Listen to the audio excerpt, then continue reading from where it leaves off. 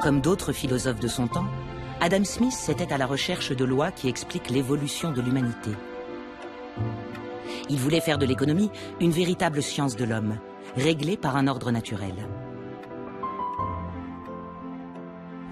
La science était le système de croyance de l'époque.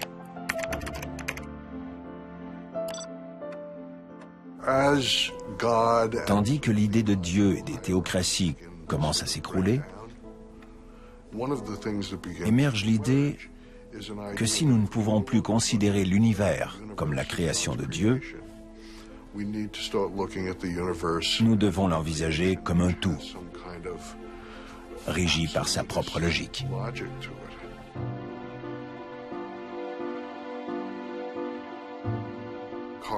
Au XVIIe siècle, Carl von Linné, le célèbre botaniste, décide qu'il va envisager le monde naturel dans son ensemble et le définir comme un système hiérarchisé.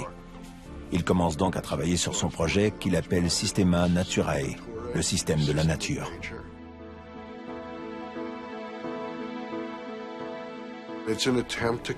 Il tente ainsi de construire un modèle logique du monde naturel. Son modèle est basé sur la monarchie. Il crée le royaume animal, le royaume végétal, et il comptait à l'origine s'occuper aussi du royaume minéral.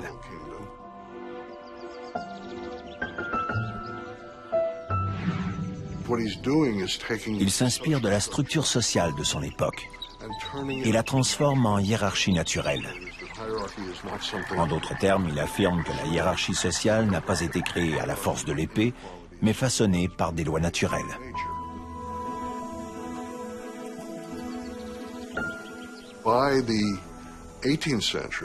Au XVIIIe siècle d'Adam Smith,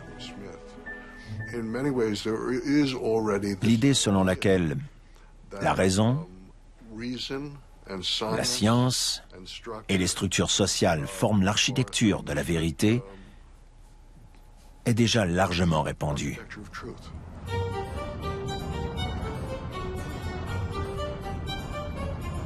En 1763, presque 30 ans après la publication du Systema Naturae de Linné, Adam Smith arrive à Paris. Il est toujours en quête d'un ordre naturel de l'économie. À Paris, il entre immédiatement dans le cercle des physiocrates, les économistes de François Quesnay, qui en est la tête pensante. François Quesnay, c'était un médecin, donc qui était ni philosophe ni économiste, et qui, il faut le dire parce que c'est important, était tout à fait fasciné à son époque par la Chine. Il était très proche des idées de Confucius, d'ordre naturel, de vertu, de société équilibrée, d'économie relativement fixée, figée, avec des producteurs intangibles, etc.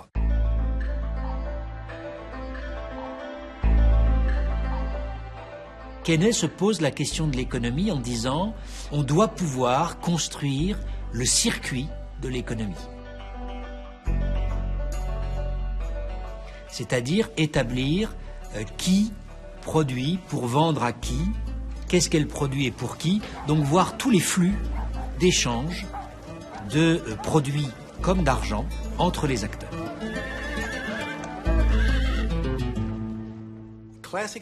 L'économie classique a été fondée par deux médecins. William Petty, un médecin irlandais, et François Quesnay, un Français, sont les fondateurs de la physiocratie. Leur concept de flux circulaire entre producteurs et consommateurs a été inspiré par leur vision du système sanguin. Pour eux, le corps humain est animé par un flux circulaire du sang vers les organes. Et l'économie, de la même manière, fait elle aussi circuler des flux, des producteurs vers les consommateurs.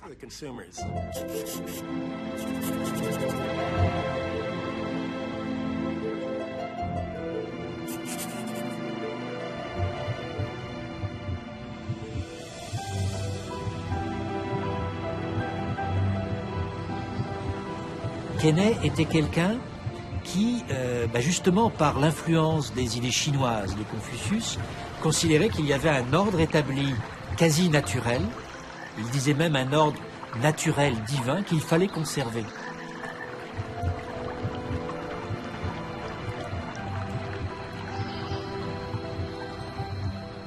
Donc, en ce sens-là, c'est peut-être normal que Smith et d'autres après reprennent cette idée-là ou mentionnent les idées des physiocrates comme étant importantes pour eux, puisque c'était la première fois peut-être qu'on établissait cet ordre naturel et qu'on donnait les mesures pour le maintenir.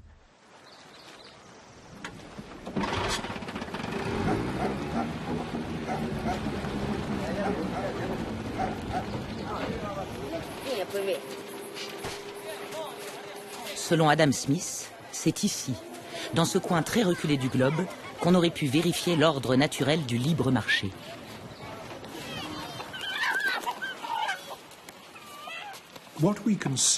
Ce qu'on peut voir dans le travail de Smith est un exercice consistant à mettre au point une science de l'homme absolument énorme.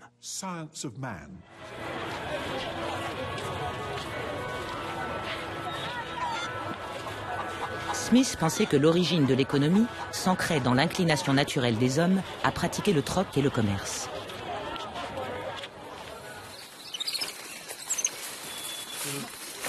Il en tenait pour preuve les tribus sauvages, selon ses termes, des Amériques.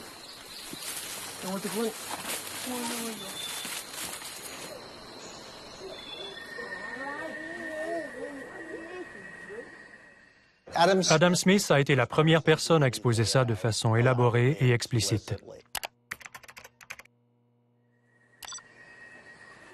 Autant jadis, quand l'argent n'existait pas encore, les gens devaient se contenter de s'échanger des choses. J'aurais dit par exemple, écoute, je vais te donner 20 poulets pour cette vache. Bon, d'accord, peut-être 25 poulets.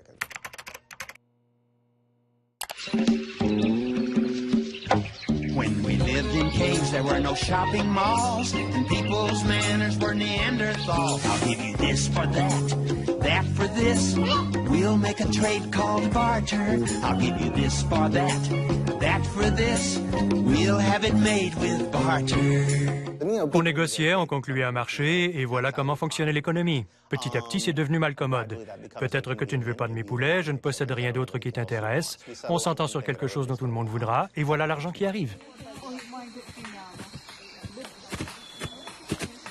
L'idée radicalement nouvelle de Smith a été d'étudier l'économie in vitro, indépendamment de tout contexte social, culturel, moral ou religieux, comme n'importe quel chercheur l'aurait fait pour une science expérimentale. Intuitivement, ça paraît logique. Le problème, c'est que ce n'est pas vrai. Personne n'a réussi à trouver un seul endroit où ait eu lieu ce type de transaction. Et quand on y pense, il est facile de comprendre pourquoi. Parce que ça part du principe que même au néolithique, tout le monde faisait des affaires avec tout le monde en utilisant ce que les économistes appellent le marché au comptant. Je te donne ci, tu me donnes ça, et tout le monde est content.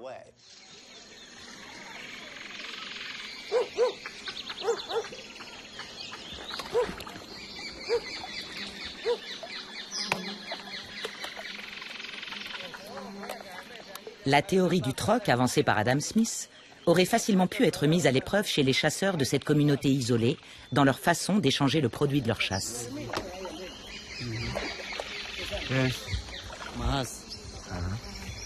Le problème, c'est qu'il n'en est pas et n'en a jamais été ainsi.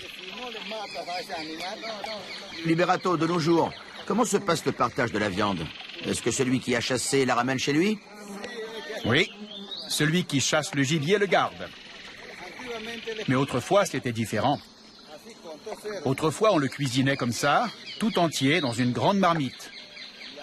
Et là, on préparait l'animal et on invitait toute la communauté, tout le village. Et on le mangeait tous ensemble. Les anthropologues appellent ce système de partage communautaire la réciprocité. Pour les Mairunas, comme pour la plupart des tribus indigènes, cela appartient au passé. Aujourd'hui, personne au sein de la communauté ne va manger ce gibier. Il sera vendu au marché à quelques heures de bateau. La réciprocité est un système qui fonctionne au sein du groupe, de la famille. Quand on parle de famille, il faut toujours comprendre la famille étendue, qui peut parfois être très nombreuse. Je chasse. J'ai l'obligation de distribuer une partie de l'animal à ceux qui constituent mon cercle de relations. Et quand ils chassent, ils font de même. Quand je pêche, c'est la même chose. Ce n'est pas ce qu'on appelle le troc, car le troc, c'est « prends ceci et donne-moi cela ». Ici, ce n'est pas la même chose, c'est plutôt « je te donne ça maintenant, et quand tu auras quelque chose, tu m'en donneras ».